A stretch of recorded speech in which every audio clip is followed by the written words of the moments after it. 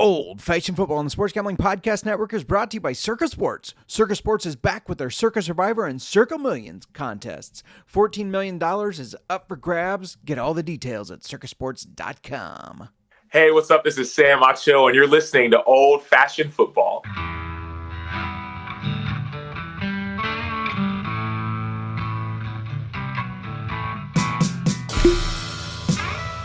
Old Fashioned Football.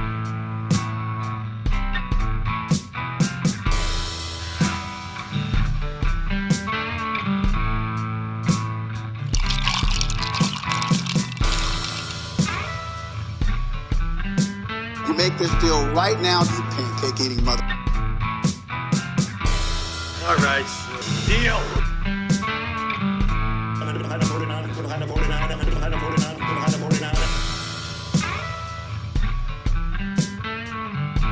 Old Fashioned Football.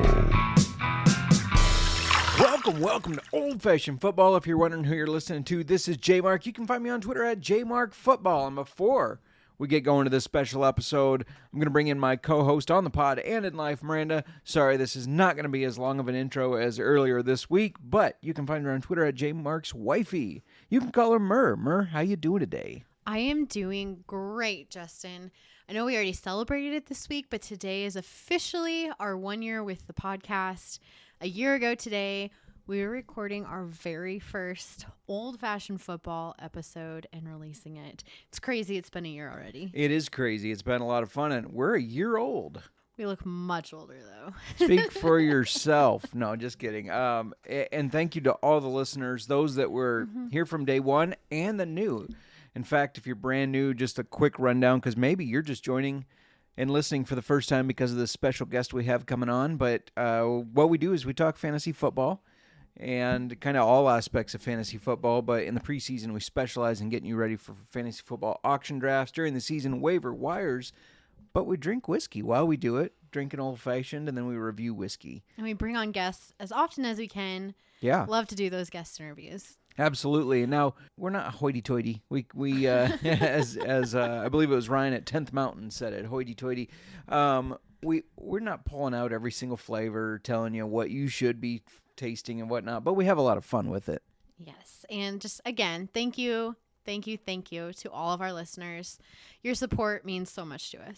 Absolutely. And speaking of whiskey, what are we drinking today? Today, we are not having an old-fashioned. Shame on us. We just grabbed a little whiskey so that we can drink a little with our guests that we have coming on shortly. I just pulled the bottle of Jefferson's Oceans Age at Sea Voyage 28. I don't think we actually ever reviewed this one on the show, but we have it. And drinking this right now, it tastes so much different than the first time we compared it to Voyage 23. Agreed. It's a lot more complex. Yeah. When we first initially compared it to the Voyage 23, which anyone who's been listening knows that is my favorite go-to bourbon to drink neat. And I need to reconsider. When we compared it back in the fall, or like November, I think it was, when we saw Voyage 28 hitting the shelves, we compared it and it's so much sweeter than 23. I think at that time I was just starting to refine my palate to like ryes. Right. And yeah, I don't know. It's obviously a bourbon. It's not a rye whiskey, but it is more complex. There's a lot more flavor there. It's unique. It's very easy to drink. I don't know. I like this more than I did over 6 months ago. Yeah. I concur. I agree. I do as well. So today we have a very special guest, just a little behind baseball. We just got done with recording with him, and then we record these to kind of slap as the intro and outro. But did want to put out a disclaimer.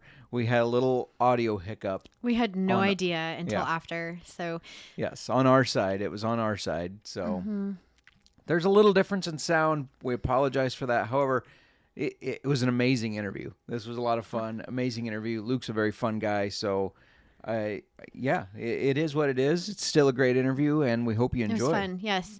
A lot of good information, a lot of good whiskey recommendations, and whiskeys that only Ace Spirits has available. Keep listening. You're going to love it. Yeah, so let's bring on Luke. Real quick before we bring on Luke, though, I want to remind you that we're brought to you by Circa Sports. The Circa Millions and Circa Survivor are back. $14 million in guaranteed prizes up for grabs. The Circa Millions, look, it's just 5 NFL picks against the spread each week. And the Circa Survivor, just pick a different moneyliner winner each week. Take the Bears week 1. Enter in Vegas, but play from anywhere. You can enter anytime between now and the start of football season. In fact, Sports Gambling Podcast, Sean and Kramer will be out there the last weekend in August. Wish we could go, but that would be our 4th weekend in a row of traveling. Just can't do it, but go out there and have a blast. Just go to circasports.com for all the details. Again, that's circasports.com. Our guest today, you've probably heard me talk about Ace Spirits because they sponsored our giveaway last month, and this is the guy behind that, located in Minneapolis, Minnesota, the owner of Ace Spirits, Luke Castle. Luke, welcome to Old Fashioned Football, and how you doing today? I'm excellent, Justin. Thank you for having me. Excited to be here. We're excited to have you. Definitely excited to have you. Finally. Finally, yeah, exactly. We've been trying to find a time that works, but glad we got her pinned down. Yeah, absolutely. So before we jump into all things Ace Spirits, got to talk a little bit of football with you. You are a Vikings fan, correct? Yeah, long suffering. It's unfortunate. It makes sense since you're up in Minneapolis, us being Bears fans. Yeah. We don't like the Vikings fans, but at least you're not a Packer fan, right? Yeah, we could have common ground with our hatred towards all things Wisconsin football. That's right. So I have to ask you, what are your thoughts on the Vikings cutting ties with Dalvin Cook? And do you have faith in Alexander Mattison? And do you think he can replace Dalvin Cook on the field? It's a big ask, obviously. I mean, Dalvin Cook was a hell of a running back. I'm not sure where he ranks in the pantheon of Vikings running backs, but he definitely is worthy of a conversation in top 10 for sure. Top 5 is a tougher list to crack into, but Alexander Mattison certainly showed some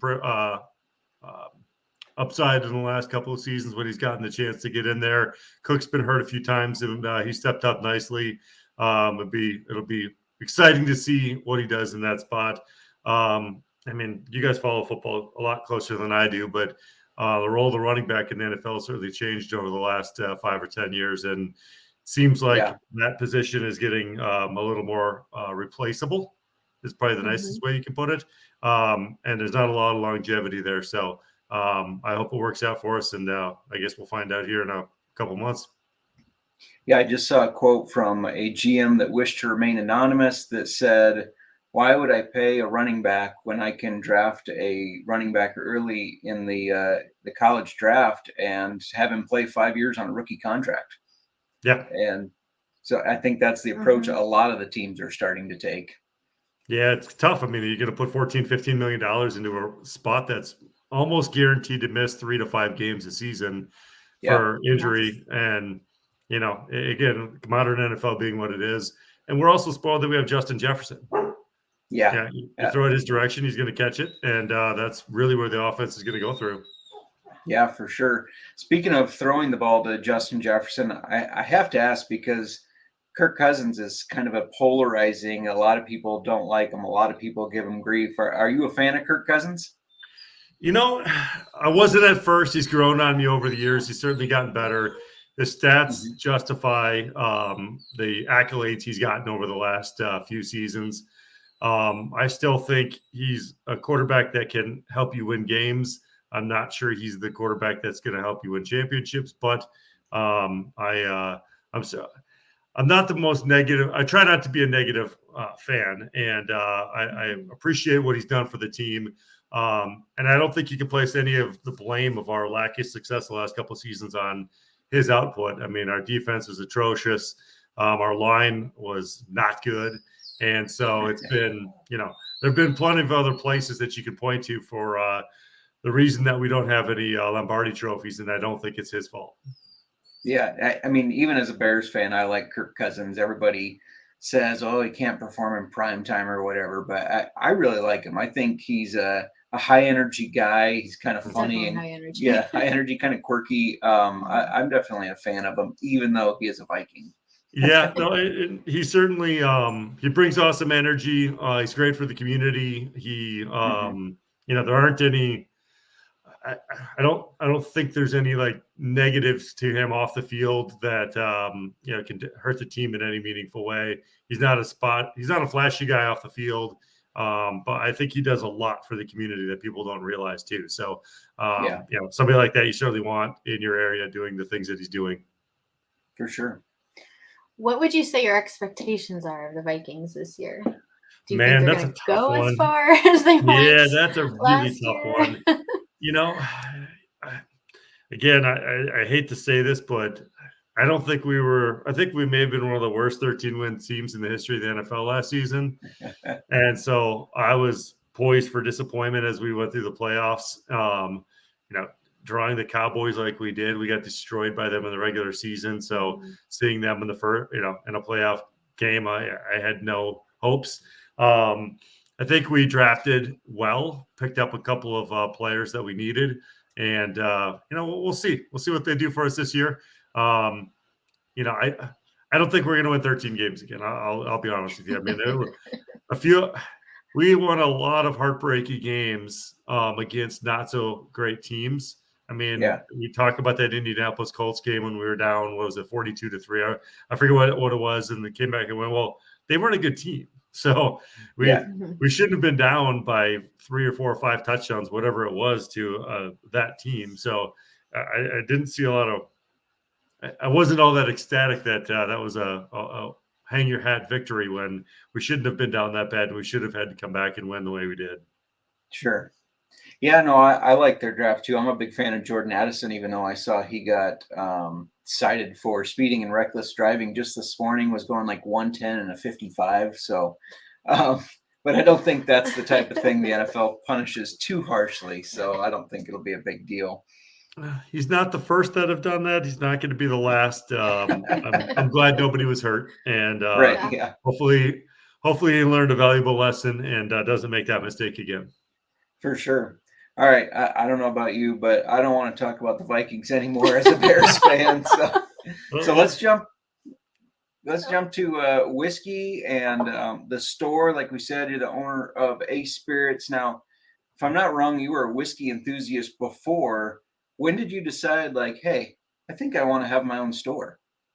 Anytime you can ruin a hobby by trying to make money at it, you should go ahead and do that. So yeah, that's essentially what happened. I mean, I've been a bourbon fan for a long, long time. I was actually a customer at Ace for years before decided to go down the path to buy it. It goes back a long time. Some of your listeners that might be newer to bourbon will cry at this, but believe it or not, Pappy Van Winkle used to sit on the shelf.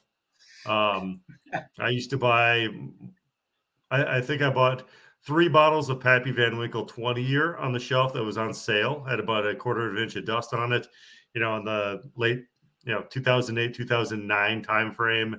I gave a bottle of that to a good friend because he helped me find a job at one point. The 10 and 12-year versions, I used to buy 5 or 6 at a time. It was kind of just a good $40, $50 bottle of bourbon. So been at it for a long time. I'm a part of a couple of groups personally that raise a bunch of money for charity. One of which is called the Bourbon Crusaders. We're a 501c3. We were the charitable organization that helped the Kentucky Distillers Association raise about $6 million total for the flooding and tornadoes that hit Kentucky a couple of years ago. So that was fun. So kind of taking it from a hobby that, turned into a giant bunker in my basement that makes me very unpopular in this house. But turned that into an obsession, and now we're turning it into an enterprise. So, it's one of those deals where Louis Dacus had built Ace Spirits in 2013, late 2013, became a customer and a fan. When he sold it to somebody else, he had texted me, and I told him I would have bought it, and it kind of got the wheels turning of, well, would I have actually, or am I just blowing smoke up my own ass on that one? And, got the wheels turning a little bit. And lo and behold, about a year and a half later, it came up for sale again. And I went and decided to make it official and bring it into the fold. So here we are. Nice. So something unique about Ace Spirits in your store is the ability for anyone to order online and have whatever they order shipped and delivered to them. Was that something that you brought to Ace Spirits, or was that something that was always a part of Ace Spirits, something that you could do, or was that an idea that you had? No, that was one of the things that intrigued me the most about it. So, the original owner started doing it. I'm not sure when he started shipping, but it was quite a few years ago, back before e-commerce was even really a thing for wine and spirits. Part of the reason he sold the store was there was actually a Supreme Court case that was being heard around interstate shipping of wine and spirits, and he thought it was going to go bad. The state of Ohio very much did not like shipping into their state. And so they were suing a number of retailers. And Lewis decided he wanted to get out of the way of that. So he signed a cease and desist letter saying he wouldn't. And then he sold the store. And it turns out the Supreme Court ruled the other way, said that states can decide for themselves if they want to allow for it. And so the owner between us stepped on the gas of shipping, and he happened to buy it right during COVID, and things went like this. The landscape has changed quite a bit since then, as more e-commerce players have stepped into the space. There's clubs now. It went from a handful of retailers doing it to hundreds, and now some big private equity backed players are in the space as well. So we still have a pretty nice presence there. And, with our specialty around whiskey, doing the single barrels that we do, and, providing the customer service we do there. And also we just launched our Bourbon Explorers Club, which is kind of a quarterly shipment of what we think are really amazing bourbons, more for the entry-level drinker, though. These aren't, cast strength single barrels. These aren't highly allocated whiskeys. These are just what we think are really cool, delicious bourbons that people should be trying as they kind of go through their journey and try to find what they like and what's good. Nice. So you mentioned the single barrel. I'm curious, since I've obviously never had a store or anything, how does that work? Do you reach out to the distillery? Do they contact you? And then once that connection's made, do you get to go to the distillery and sample from different barrels? Can you kind of walk through how all that works? Yeah, it depends on the barrel. It depends on the supplier. Some of them are highly allocated at this point, so we get typically 1 4 Roses barrel a year, and that's one that's highly sought after. They make amazing whiskey. Huge fan, have been for years. I've picked lots and lots of barrels there. Mandy, who runs that program, is one of the nicest humans on the planet. So just love interacting with them. So for those folks, if we support the brand throughout the year, we get rewarded by the opportunity to select the barrel. There's a few other brands that are like that. Some others we're reaching out to them. Maybe they don't even have a single barrel program in some cases. Maybe it's a personal connection in the industry, or I'm asking for a favor, tapping on a shoulder. But at this point, most distilleries have put together a single barrel program and open it up for it. Some, like Knob Creek, I think is a very good, approachable $60 a bottle single barrel. Those are pretty. They're not easy to get. They're allocated, but if you support the Beam brand and the Beam family, you can get a barrel. And you can get 2 to 3 a year if you're doing a lot of business with them. Others, like I said, you get 1. The process varies by distillery. My personal preference is to go there and try in person. I get to Tennessee, Kentucky a lot. I'm actually going to be in Cincinnati next week, picking a couple of barrels at New Riff, which is new to Minnesota, or new again to Minnesota. They were here for a little bit and then came back. The experience is awesome. They typically are very kind and generous with, the way they treat you when you get there, in terms of rolling out the red carpet. It's a significant investment for a store. You're talking thousands of dollars for the barrel to bring in. So they recognize that, and they are very nice about that. And that also gives you the opportunity. It does happen occasionally where maybe they only roll out 3 barrels when you're there. And maybe I don't like any of them. Doesn't mean that Yeah. they're not good. Maybe they're just not what I would prefer for our single barrel program. And if you're there, typically they'll say, okay, no problem. Let's try some other ones. Let's go over to this other part of the rick house and roll these barrels over, and gives you the opportunity to make sure you get one that you really, really like. So I prefer to do that. And that's not to say that they're trying to put bad barrels in front of you. They're just also different. And Right, one store might think is the greatest barrel ever, another might not like. So again, it's not saying that. And these distilleries are not in the business of making bad whiskey, right? They're not gonna put a bad one out there and hope they trick you into buying it. That's not the business model at all. No. So I prefer to do it that way. During COVID, a lot of that shut down, so we did a number of picks via samples. In that case, they ship you, 3 to 5, maybe 6 or 7 different barrels, and you try through them at the store, at home, or wherever, and pick the best one. It's harder to travel as a group, so sometimes I'm doing that myself. Sometimes I'm having some local friends hop in with me, or a couple folks from the store tag along. If it's a sample that we do at the store, I'm definitely going to make sure that the team's involved. We have some world-class palates, I would say, there besides myself. I don't know I'm not sure where I rank in that list, but we have some folks there that definitely know their way around a barrel. And it's a lot of fun to talk about it, dissect it a little bit, talk about what we like and dislike, and go from there. Nice. You mentioned New Riff. Miranda doesn't know this, but I was talking to a friend of our show, and he's in SGP. He does another fantasy football show, but fantasy football bourbon dude. Okay. His favorite whiskey, or distillery, I should say, is New Riff. And in the second weekend in August, we have the Fantasy Football Expo, and he will be there, and he's going to bring us some to try.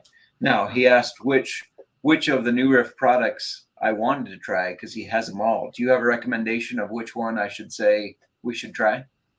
So they only have two products. They have a bourbon and a rye. They have a bottled and bond, which is 100 proof, and then they have single barrel cask strength. They're all good. My strong preference, 99 times out of 100, is the cask strength version. Okay. I'm kind of a proof whore. I want it as high proof as I can possibly get it. I like the punch in the face. I want it in an unadulterated version, the way that the distiller put it in the barrel, and whatever the barrel does to it, for as long as it's in there, I like to taste it that way. So nice. That's going to be my preference. Nice. And the older I get, the more I love rye. I know bourbon is the main passion for most people. I would encourage people to continue to expand and try more and more ryes. There are some phenomenal versions out there. And, for most of us, our preferences change over time. Yeah. The thing that you loved a couple of years ago, you may not like that much anymore. The thing especially if you're still new to this, and I know you guys aren't, but maybe some of your listeners are, if you describe it as smooth, to me, that means boring.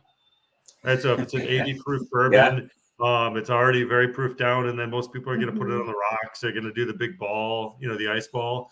By the time they get to the bottom of that drink, there's not a lot of alcohol left in that glass. And so, for me, rye is a much spicier grain, and it produces a very robust flavor profile, and I just love it. And I also, I just love a good rye Manhattan. Yeah. I have definitely developed taste for rye whiskey. Yes. Over the last year. I was always since bourbon. This podcast. Yes. Yeah. This podcast really got me into ryes. Awesome. And you mentioned the smooth. This podcast kind of broke me away from that. Ooh, that's really smooth. I really like it. To like now, when I taste a smooth one, it's like, yeah, it's good, but I want something that's complex. I want that complex flavor that I can really think about. Like, what am I tasting? There's so much here. What is that? Rather than just that. Oh yeah, it's very smooth. Yeah. So, I mean, that's where you can really get into the nuance and the differences. And I would encourage people to try. If you're not going to drink just one thing in the night, so if you're going to have one drink, do whatever you want. But if you're going to try more than one, start with like a 90 or 94 proof, then maybe go to like a bottled and bond 100 proof, and then do something cast strength. To do it in that order. And I think if you are somebody who historically hasn't liked things at cast strength, maybe it's a little too harsh, it burns, it's hot. Maybe that would be a way that you can kind of discover if you like that, or if you could kind of acclimate yourself to that heat. And if you do, watch out. It's a rabbit hole. It's all of a sudden you're going to have 400 bottles in your house, and you're going to be having to remodel parts of your basement to store everything properly and display it. And then maybe you'll be buying a liquor store. Who knows? Speaking from experience, right? Yeah. Miranda, if people want to play best ball, where can they play some best ball? You can play best ball over on UnderdogFantasy.com. We are brought to you by Underdog Fantasy, and Best Ball Mania 4 is here, and Underdog Fantasy is giving away $15 million in prizes. Underdog Pick'em is also a great way to get down on your favorite MLB and NFL season player props. There are so many ways to win over on Underdog, and Underdog is available in so many states. Head on over to UnderdogFantasy.com and use promo code SGPN for a 100% deposit up to $100. Again, that's UnderdogFantasy.com, promo code SGPN. So I think you mentioned to Justin that you have the Keeper's Heart barrel pick. Can you tell us about any other barrel picks or allocated whiskeys that you guys currently have?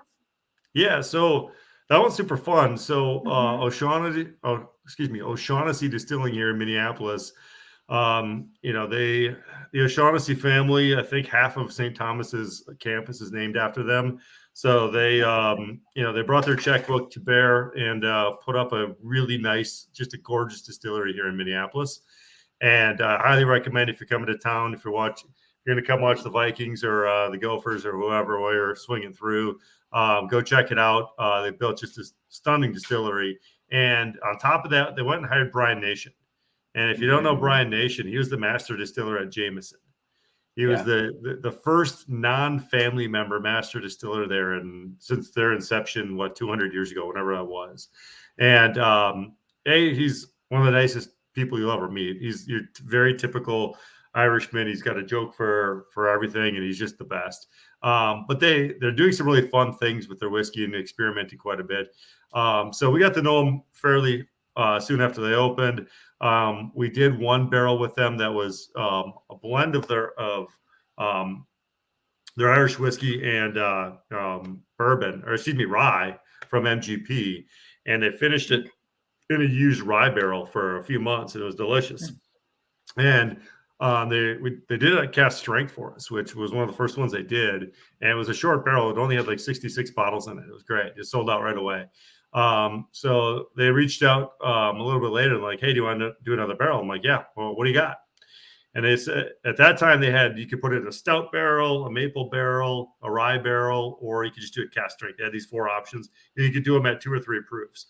But what's great about those guys is that they're like, unless you don't like that, then just do whatever the hell you want, basically. Or, tell us what you think would be fun, and we'll do that. And Brian mentioned, hey, by the way, we have a couple of Pedro Jimenez sherry casks coming in. And I was like, well, there's some pretty good whiskey that's been put in a sherry cask for a few hundred years in Scotland and other parts of the world. I'd love to try that. And a couple of days after those barrels came in, I went in and we smelled them first. It was weird. I thought he was messing with me, because we took the bongs out of the 2, and he goes, all right, smell it. And he said, take this like rubber mallet and bang on it when I was smelling it. I'm like, so I just do it because I'm listening. And I'm like, you're messing with me. I looked to make sure they weren't recording me. They weren't. It actually made a difference somehow. So anyway, they rolled over the whiskey. I filled it right there, which is super fun. Never done that before. And then we went back every couple weeks for almost 3 months and tried it until we all thought it was ready. It started out very heavily sherried, right? I mean, there's still some liquid sherry in the barrel. And then as that kind of mixed in and it dissipated, the air got to it, it kind of blended harmoniously and created what we think is a pretty darn good blend. So that was a lot of fun. In terms of other things at the store right now, we typically have maybe on the low end 12 different single barrels. I think we have 15 or 20 right now.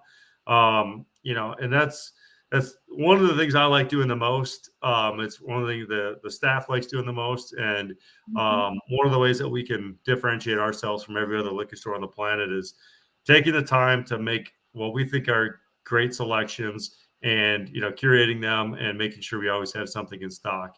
So we have a couple of Nub Creeks, a couple of Maker's Mark picks. We have that Keeper's Heart. We have a Tumbling Dice, which is delicious.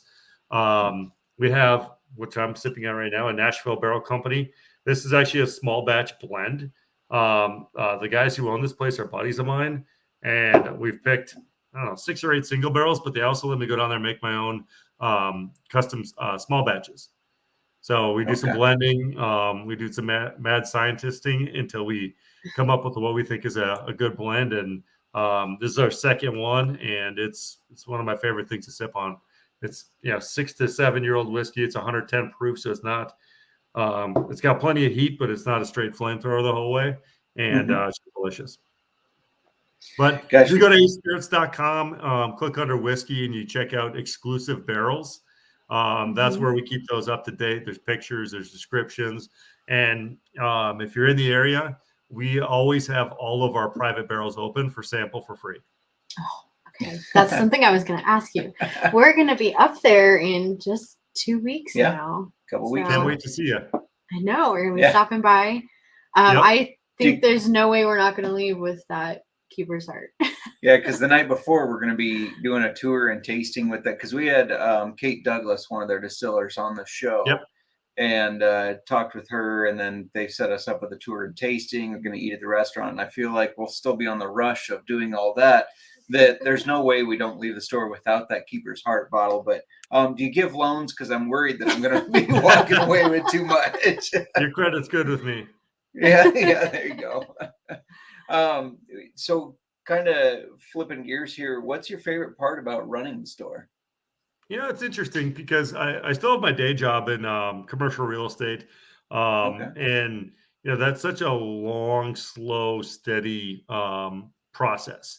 It takes years to build relationships and reputations. And, we don't build anything, but the maturation of that strategy just takes a long time.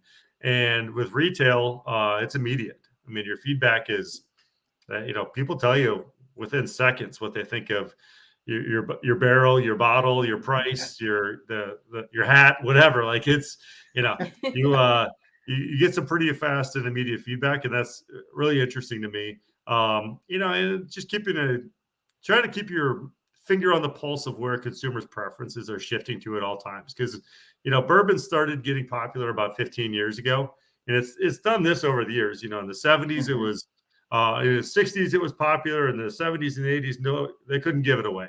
They were putting it in these ugly decanters. Bean put them in ducks and Elvis Presley heads and Washington monuments and any other structure that they could possibly stick liquid in to trick people into buying it. They did it. And not just them, most of the distilleries were doing it. And right now they don't have to. They could put it in a paper cup and people would buy it and pay a lot for it. So prices have gone up, and just trying to make sure that we're working with and providing what we think is great bottles for people, whether they've been in this for 20 years or 20 minutes. Yeah. Cool. Do you have any? Well, first, do you drink old fashions? I do. Okay. Do you have any recommendations, or what is your favorite whiskey to put in an old fashioned? Yeah, I like something a little higher proof to stick to my knitting, but not just because I'm the self-avowed proof for it. It's because you're watering it down, right? You're adding probably a little ice in there. You're putting, the sweetener, whether it's, I prefer a barrel-aged maple syrup, which we have made for the store, or, some simple syrup or whatever. You put a little fruit in there. So I also, going back to that whole rye thing, I prefer a bourbon with a very high rye content, because I want that rye spice to kind of cut through the sweetness that the sweetener that you add to an old fashioned provides. So for me, Four Roses small batch select is like the perfect bourbon for an old fashioned. It's 104 proof, So it's not a nine thrower, but it's got enough heat to kind of shine through. And half of the mash bills that they use are 36% rye, which is very high. So to me, that's great. Some of the different products that MGP makes, they have a high rye mash bill. Our Tumble and Dice, for example, our single barrel, it's 118 proof, I think, give or take. I'm half making that number up, but that's a 36% rye mash bill as well. And that one I think makes an excellent cocktail. It's spectacular, neat in a Glencairn glass, but it's also it holds up and I think amplifies a cocktail. The Four Roses Select used to be your go-to I know. for old fashions. So I found Miranda's magic. I know. Magic drink. All right. Yeah, that was easy. That was. Right. So can you tell the listeners about any kind of big sales or specials you got going on right now that maybe they can run right to acespirits.com and order right away? Yeah, we have a couple cool things going on right now. We have Michter's single barrel rye for $44. It's normally right around $50, so we have that at a good price. We have a Pinhook single barrel. It's not one that we picked. It's one that a restaurant had closed and the distributor had to take it back. And that one was normally $75. We have that at $60. Again, not going to take any credit or responsibility for how it tastes because we didn't pick that one. But we have a number of items that are on our cyber sale, so to speak. Just go to acespirits.com. You check us out on Instagram and Facebook under the same name. We also have a Facebook group called Ace Spirits Selections. I think there's about 1,400 people in there right now. That's a nice way to kind of hear about single barrels as they hit. We tend to, they're kind of our biggest fans, I would say, around the country. And we try to give that group a little bit of a heads up about some of the cool things that are happening. So highly recommend if you're on Facebook, you jump into that group. Nice. Yeah. Do that. And then, Bourbon Heritage Month is coming up here in September. We do a lot of fun things for that month. We have a trip to Kentucky scheduled. We're picking Four Roses. We're picking Old Forester barrel strength and an Elijah Craig barrel proof. So far, that's what we have scheduled. But throughout the month, we like to do a lot of Easter bunnies, hide kind of random allocated bottles throughout the store, do some fun events. We're doing a Bourbon 101 tasting event, a 201 event, and this isn't even announced yet. We'll do it on the podcast today. We don't have it on the calendar yet, so look back.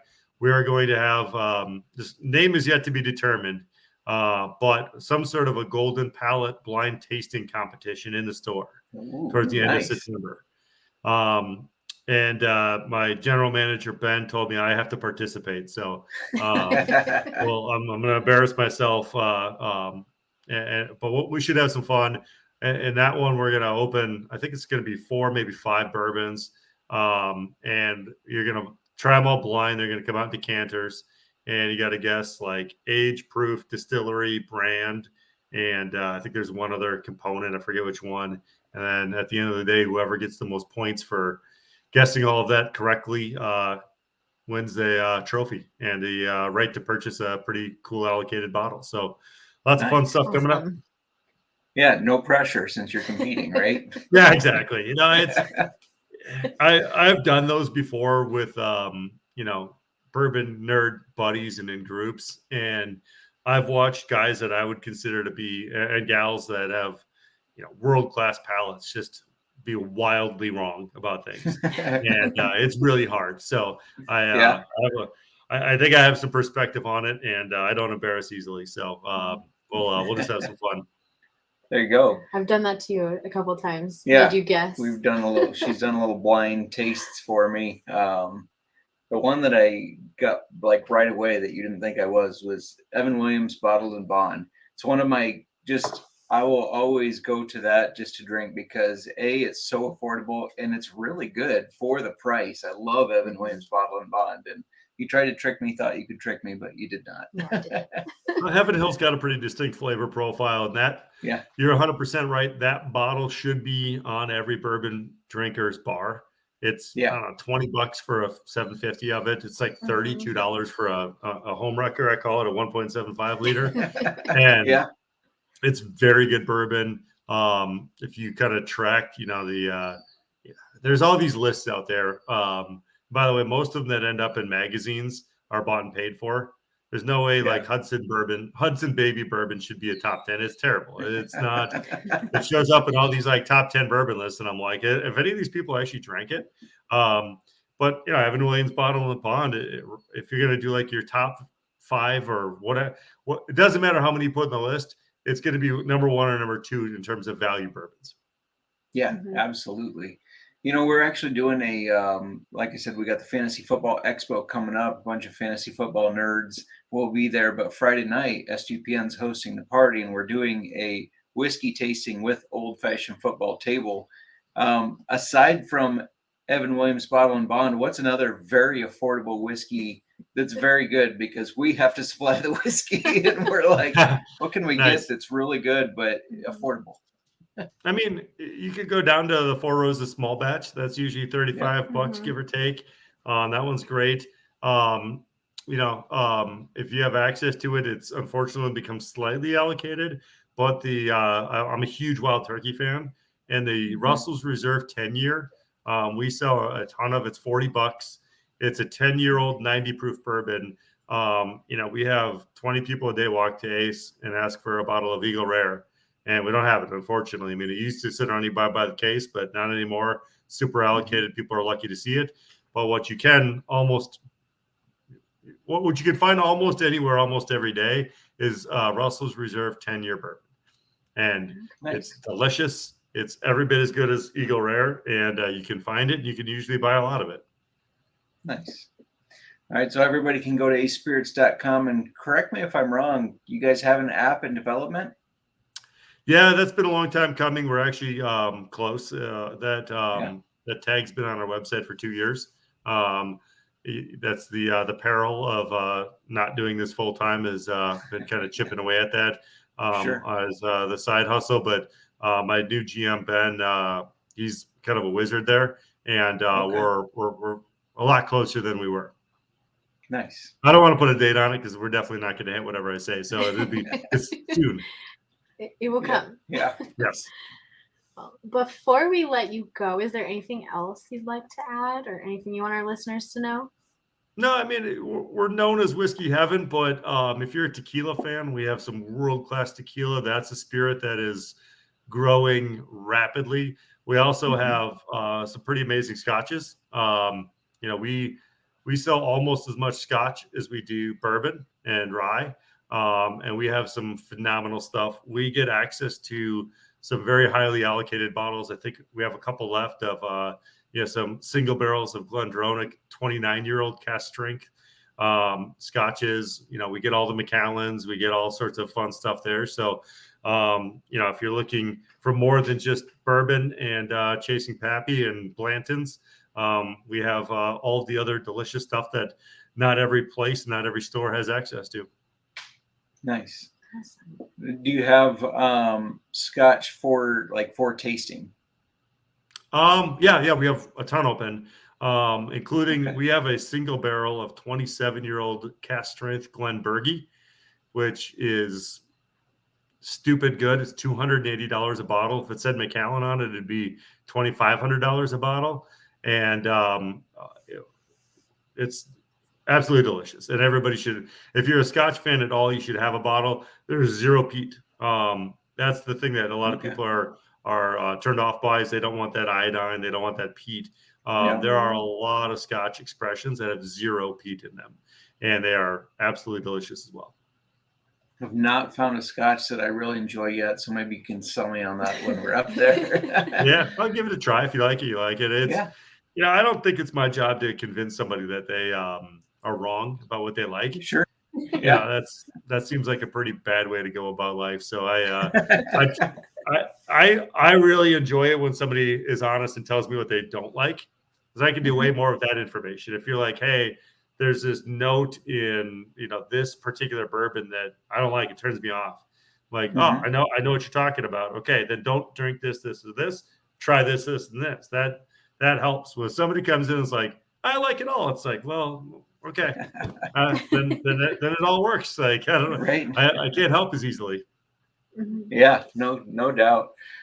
Well, thank you for joining us. I don't think we said this yet since you're on here, but this is our official 1 year since we've launched our podcast. So this is a big nice. episode Wonderful. for us. Congratulations.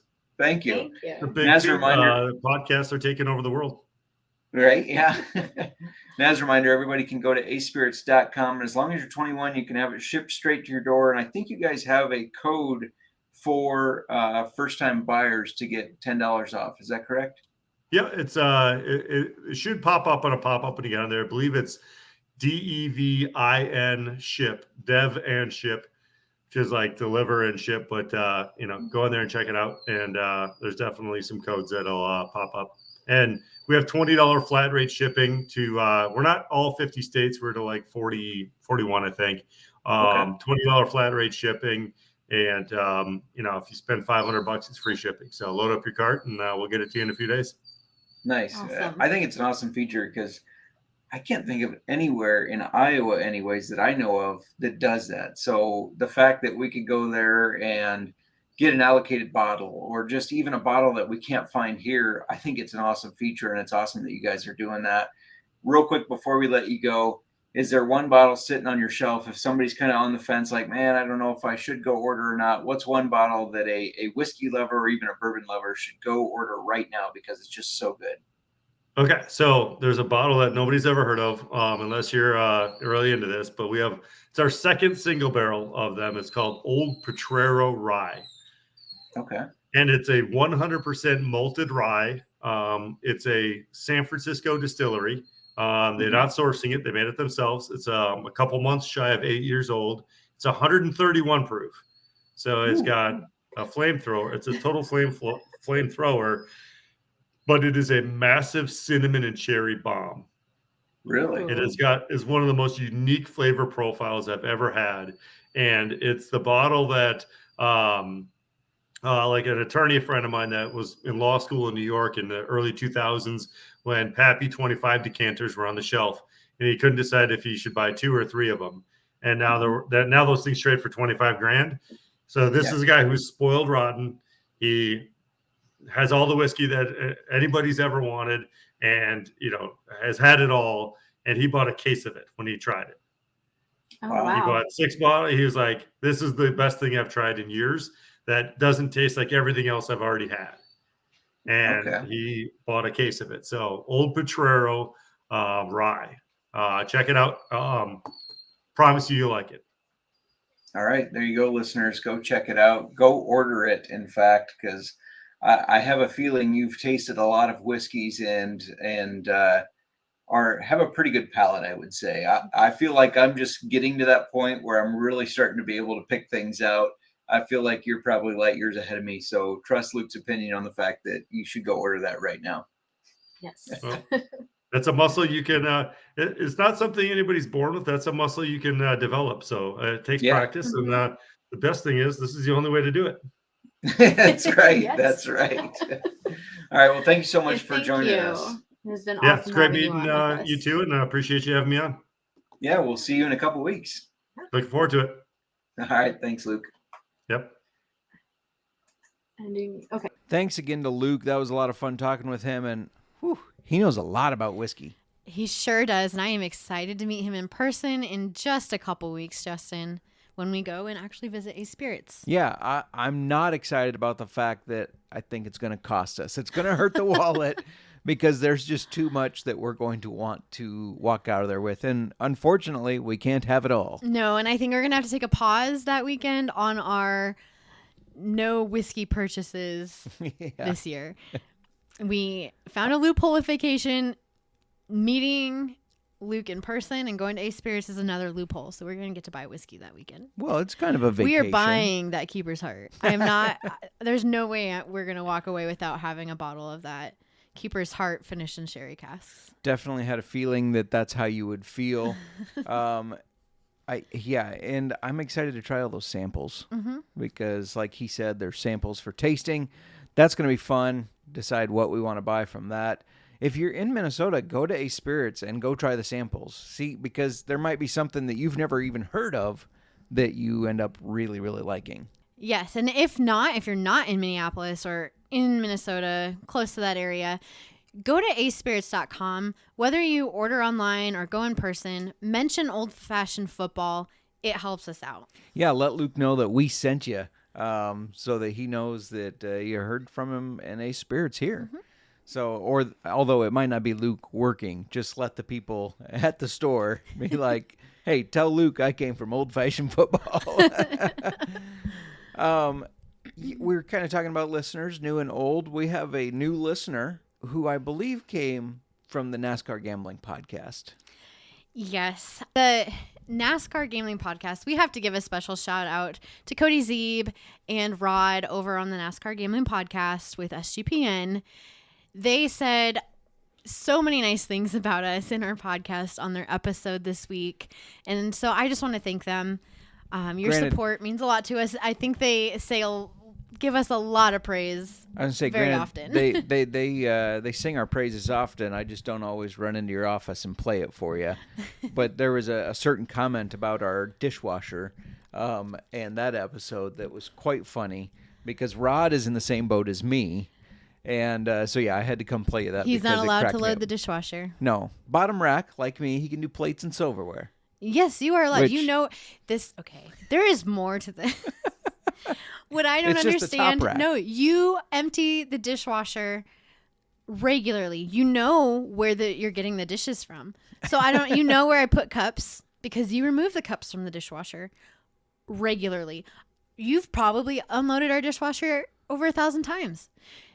Grabbing the cups from the same spot. You know where the cups go. Why do they not go? Why can't you put the cups where I put them? Well, first of all, I'm not Rain Man. I don't have like a photo image. Second of all, when I'm unloading the dishwasher, the last thing I'm thinking about is unloading the dishwasher. But you I am not paying attention. From the exact same spot every time. This is why it's mind-boggling to me. Like this is okay. Anyway. Now Cody, on the other hand, he is the loader of the dishwasher. Cody, at his once place. again, is on my side. Cody's always taking your side. We get to meet him. Yes, tomorrow. We do.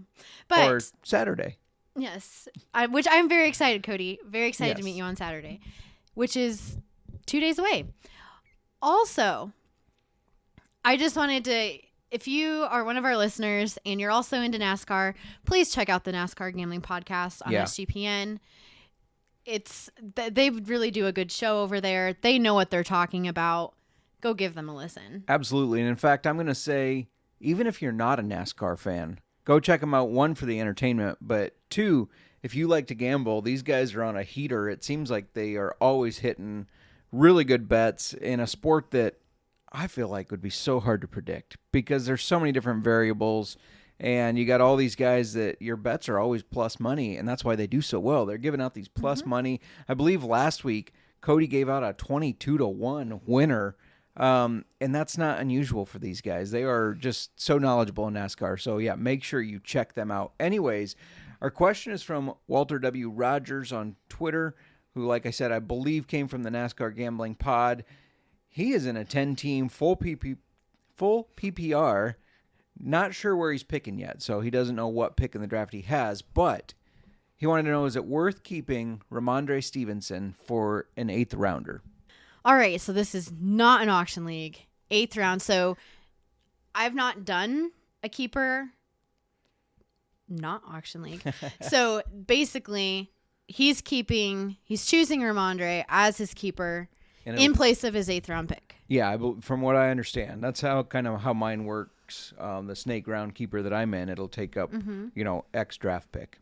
Okay.